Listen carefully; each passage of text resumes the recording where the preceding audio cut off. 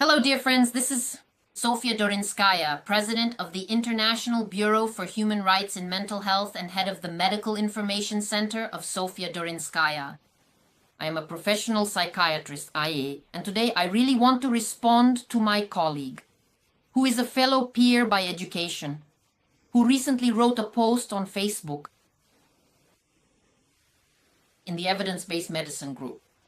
Why don't I provide any evidence? For my words? The woman is currently employed, as far as I can remember, in the field of psychiatric medicine.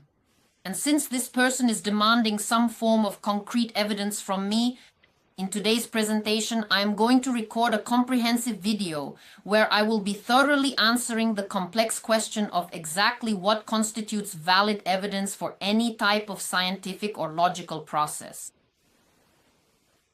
What exactly is this specific process, or what is this action? It is an undeniable and established fact. That is to say, it is something that has actually occurred within the vast physical universe around us. Right now, there is a vase with flowers standing here. That is a fact. And actually, this is the phenomenon itself.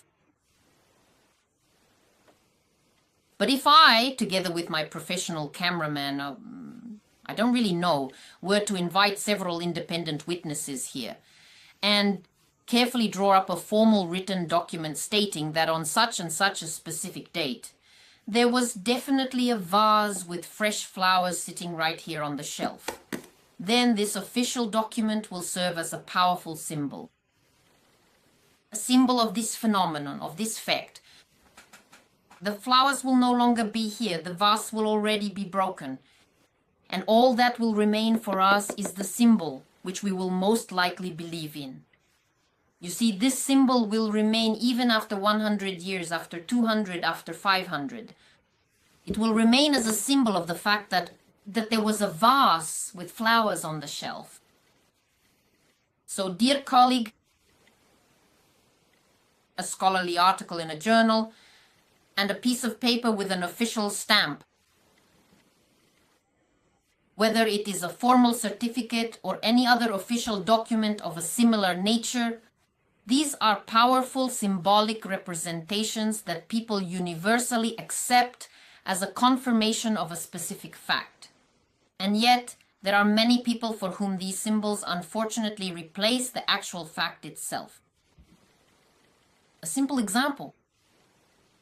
Sitting in front of you in your psychiatric research institute is a person whom you have given amenazine.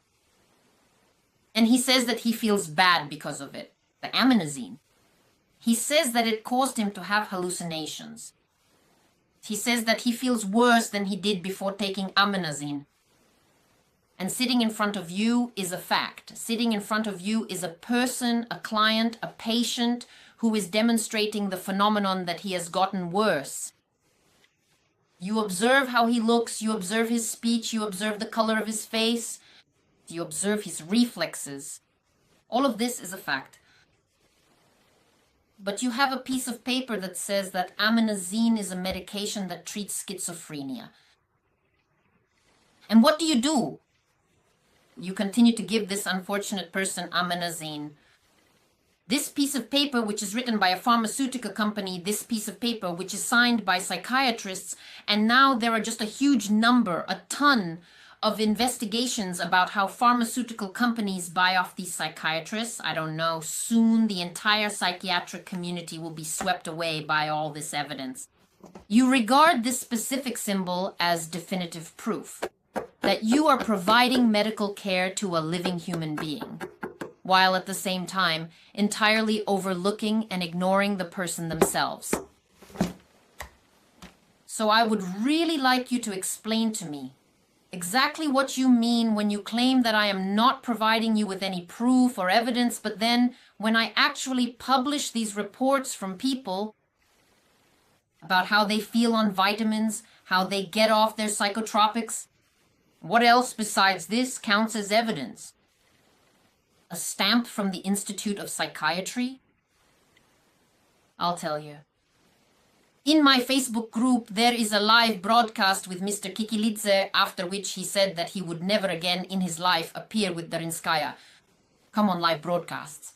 Watch this episode of the program Vremechko from 2006. It was on this broadcast, the phenomenon where a person cannot distinguish between a symbol and a fact. Honestly, I don't know. This could just be put in a manual, in a textbook. That was the point of the program. We were discussing whether mental illnesses exist as actual diseases and not just as phenomena. And in the end, Mr. Kekelidze said one simple thing.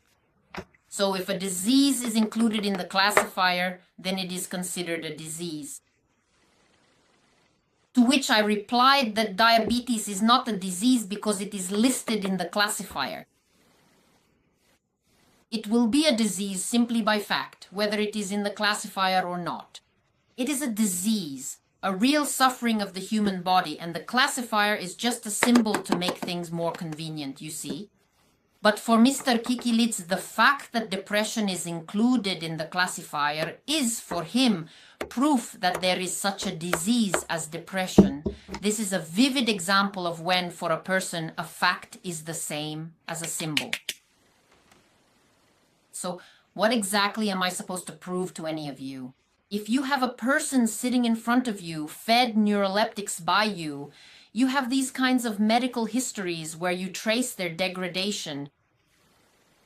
Your evidence begins exactly where your nose ends, when you walk into your department. And you don't see this. And all you look at is what's on the paper. So I must ask, what kind of concrete proof do you actually require? The only piece of advice that I can truly offer you at this moment is to do absolutely everything within your power to carefully separate objective facts and symbols for yourself.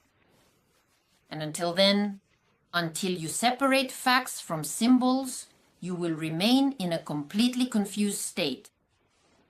Your statements will be completely stupid. And the worst thing is, you will never cure any of your patients. Because you can't look at the fact. You don't see them. When you look at something, you don't understand what you're looking at. You're looking at the symbol or at a fact. So please, it is essential that you learn how to carefully examine the fact and to distinguish between symbols and the underlying facts. Then, every part of the process will become straightforward and crystal clear. That's when your work will start to make sense. And then you will finally understand that the act of poisoning human beings with harmful neurotoxic chemical substances is simply not a form of medical treatment. Even if someone gave you a formal piece of paper or a certified document claiming that it is a legitimate treatment. I hope I have answered my colleague's question about what constitutes evidence in evidence-based medicine. This was Sofya Dorinskaya with you. All the best. Goodbye.